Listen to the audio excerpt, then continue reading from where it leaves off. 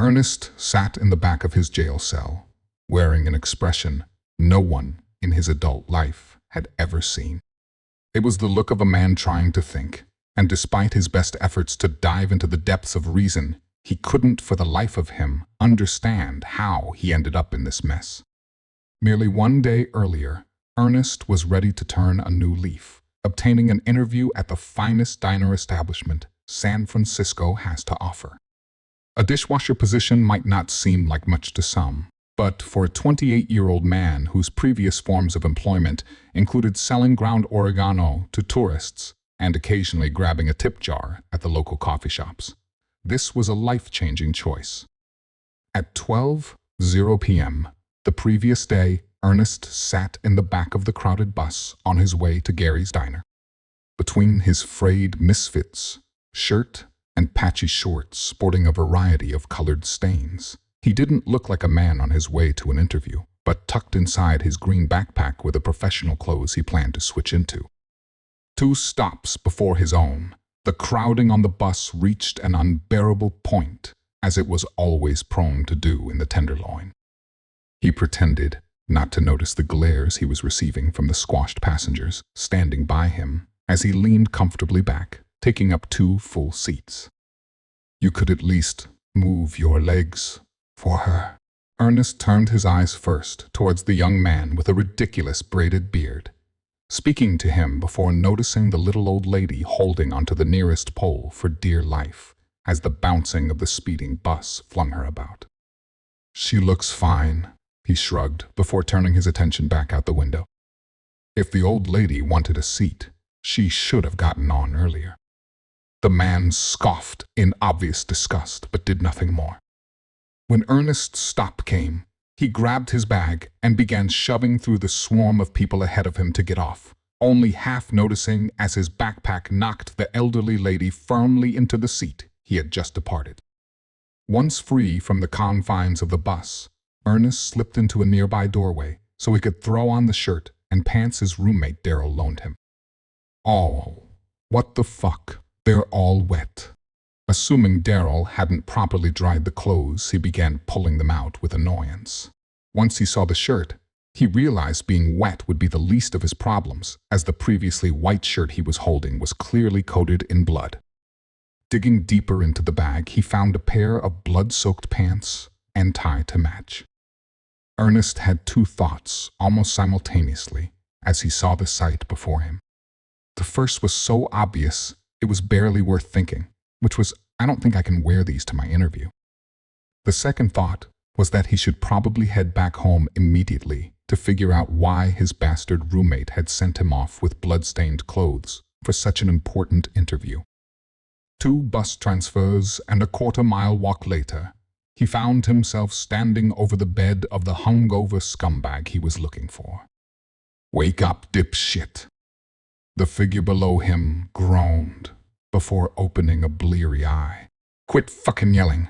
I'm already up," he whined before painfully pulling himself into a sitting position. Ernest watched as he ran his hand over his face and through tangled strands of long, greasy hair. Bloodshot eyes scanned him questioningly before landing on the backpack that was being shaken in front of him. "Weren't you going to an interview?" Daryl croaked out. "I was, before I saw the joke you packed for me." Ernest dumped the bag upside down onto the bed. Daryl stared for a split second before scrambling out of the bed, landing ungracefully on the ground with his ankle trapped in his beige duvet. "What the fuck, Ernest?" "Aw, man. Please tell me you didn't fucking kill somebody," Daryl moaned. "And in my fucking clothes, too." "Quit messing around. What is this? Pig's blood or something? You think this is funny? I thought you wanted me to get a job." "Of course I want you to get a job. You haven't paid rent in 4 months, Daryl grumbled as he picked himself up off the floor. "And I didn't pack you bloody clothes. You watched me pack them for you earlier. These aren't even the same pants I packed." Ernest didn't pretend to understand what pinstriped meant, but when he looked closer at the soaked pants laying on the bed, he did recognize they looked different than the ones he had picked out the night before. The shirt was a different cut as well. He turned his attention to the bag in his hand and noticed the green backpack he'd left with this morning had also somehow changed to gray. Based on Daryl's expression, he had come to the same realization. Damn it, Ernest, did you lose my backpack? Ernest didn't bother answering. He instead started digging around the other pockets of the bag, pulling out a Nutri-Grain bar, a dirty comb, and finally, a brown wallet. After pocketing the $12 inside, he scanned the ID and realized he recognized the face. It was the bearded man from the bus. Holy shit, Daryl said beside him. At first, Ernest thought he must recognize the guy too, before realizing his attention was elsewhere. Bunched up in the shirt on the bed were 4 bundles of blood-soaked cash. There must be $10,000 here. Ernest tried to swallow, but his mouth had gone dry. Finally, I get some good luck, he laughed, picking up one of the stacks. Do you know how loaded we can get with this? And I was going to work at that piss stain of a diner. Here. He pushed one of the bundles into Daryl's hand before pocketing the other 3. I think that should cover the rent you keep moaning about. Daryl shoved the money back into his hand. Ernest, are you fucking high? He asked, not waiting for an answer. Ernest hadn't been sober for a full day since middle school, and he sure as hell wasn't going to end that streak for a measly interview. You think I'm going to take this to the landlord?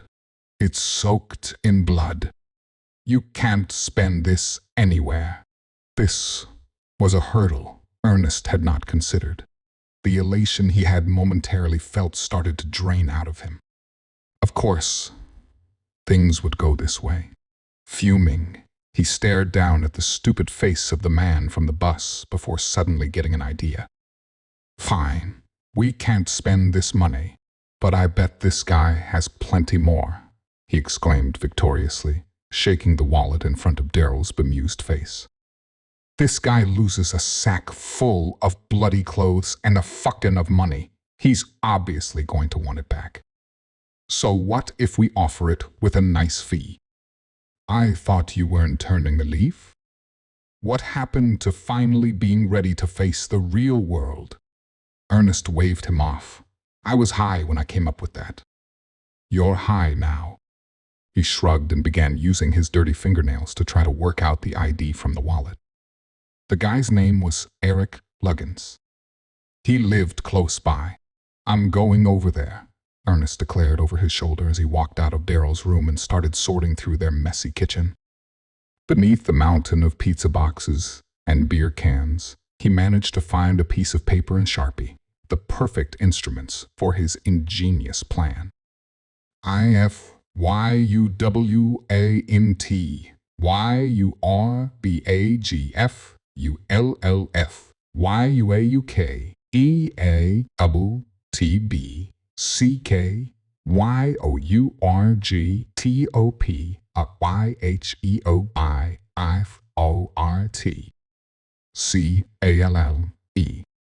Underneath, he scribbled his burner phone number with the name BILL written beside it.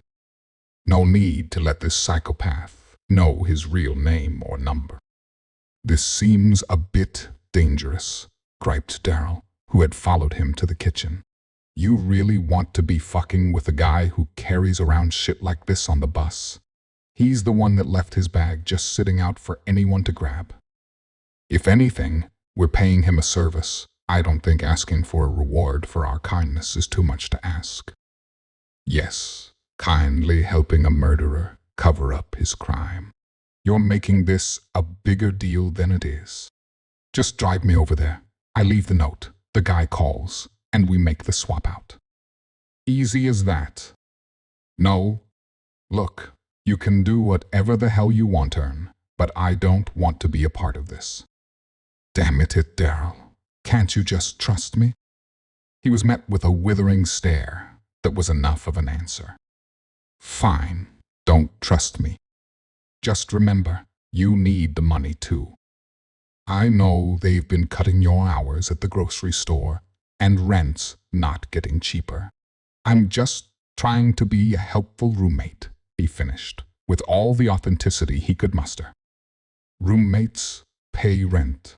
You're just a squatter, Ernest, Darrell grumbled, but the fight was seeping out of him. He gnawed at his lip as he considered the situation, eyes darting from his ingenuine friend's face to the pile of unpaid bills on the kitchen table behind him. Fine, but if it doesn't work, I'm taking this shit to the police. I don't want to get wrapped up in whatever is going on here, and if it starts to go south, I'm out. 14 tense minutes later, they were outside the apartment, listed on the ID. Ernest listened briefly at the door before sliding the note through the mail slot. Now we just gotta wait, he told Darrell calmly as he slunk back into the car. Just waiting, as it turned out, was a lot more stressful than he expected. Ernest might be a scumbag of the highest order, but this type of thing was way above his non-existent pay grade. As the hours ticked on back in their apartment, he couldn't shake the sinking feeling that he might have gotten in way over his head. Around 6 p.m., in the middle of a bout of aimless pacing, a thought he had never had before entered his mind. Maybe I should have gone to the cops. These disturbing musings were halted as the buzzing of his burner phone caught his attention. "What's up?" he answered, in a poorly disguised voice that sounded more nasally than threatening. "What the hell do you think you're playing at?" Pissed-off voice on the other end of the phone barked. "I'm not playing any games, Eric," he wheezed with as much confidence as he could muster. "I saw what was in the bag, and if you want it back, you're going to have to pay up." "Are you serious? Deadly? And how much are you expecting me to pay you for my bag?" 5,000. He didn't mean for it to come out as a question. From the corner of his eye, he saw Darrell drop his head into his hands. The voice on the other end laughed, without a drop of humor.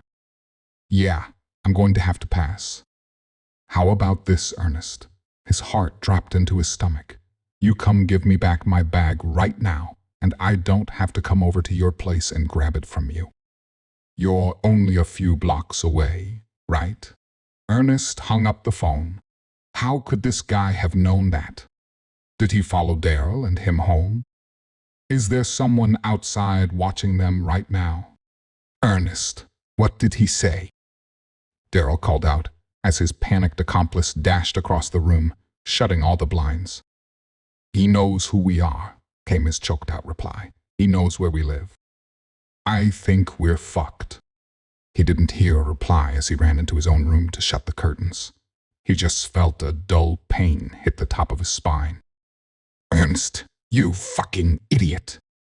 Another sharp pain hit the side of his head as he flipped around, seeing Darrell in the hallway, aiming a remote right at his head now that he had already chucked both of his shoes.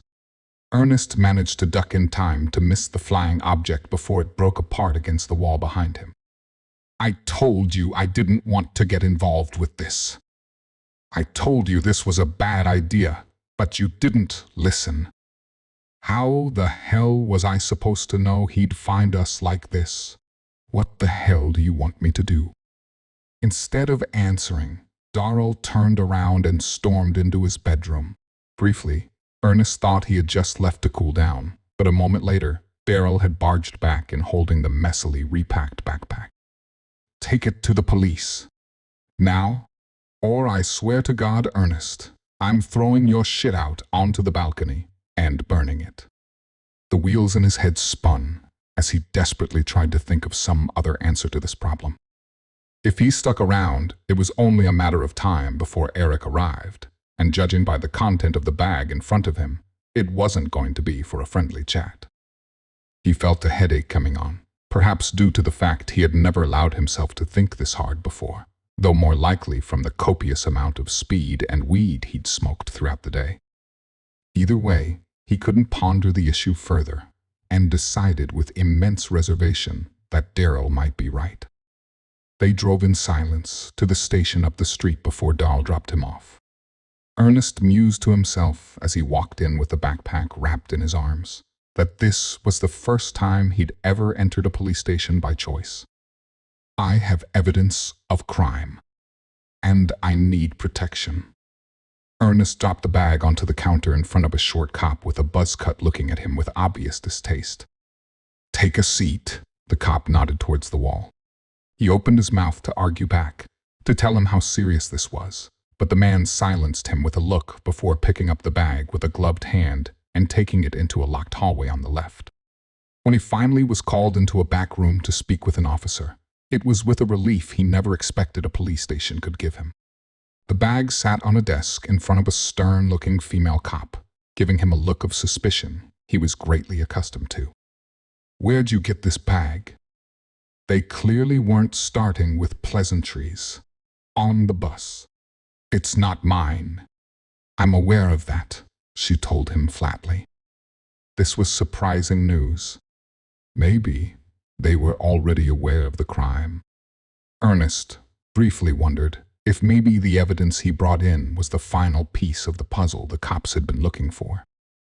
The idea of reward money entered his mind once again. He was pulled out of his imagination by a knock on the door. In came the buzz-cut cop from the front lobby, and at his side was a man with a braided beard. Ernest jumped from his seat and back towards the wall. Holy shit, that's him. That's the guy. The cops in the room ignored him. Is this your bag? Buzz-cut cop asked. Yeah. I didn't think you'd find it that fast. Ernest just stared at the encounter, completely dumbstruck. He knew the cops were corrupt, but this was beyond his imagination. You're just going to let him take his bag? He killed someone, man. Look at the bag. It's full of bloody clothes. It's fake blood, you fucking idiot. It's a Halloween costume. Halloween? Ernest racked his mind, trying to think of the date. It wasn't something he really paid a lot of attention to. Come to think of it, it was sometime in October. But what about all the money? You mean the $1 million bills in here? They're fake, dude. It's all part of the costume. What kind of costume is that? It's the death of capitalism, Eric announced smugly, folding his arms. It's a political statement. I don't get it. No shit. Ernest started shaking his head back and forth, not understanding the situation unfolding before him. Then how do you know where I live? You wrote your note on the back of one of your bills. It had your address and full name on it, the female cop told him, trying with minimal effort to hide her amusement. Ernest thought back, and did recall finding that piece of paper pretty close to where he kept all the bills he never paid. At this, everything finally clicked together. There was never a murder. It was all just a misunderstanding. He burst into a fit of laughter. So that's it then. There wasn't any crime? Am I good to just leave then? Fuck no, the female cop laughed. You spent your day trying to blackmail this guy, and then came in here high off your ass with stolen property. You're not going anywhere. And with that, Ernest found himself locked up for the night. Being here gave him plenty of time to think, though, and Ernest came to some amazing conclusions. He was finally ready to change. He was going to turn a new leaf this time. He was ready to face the real world. It was time to get his shit together and finally find a real job, maybe even pay Daryl rent for once. He just hoped he'd remember this plan when he sobered up in the morning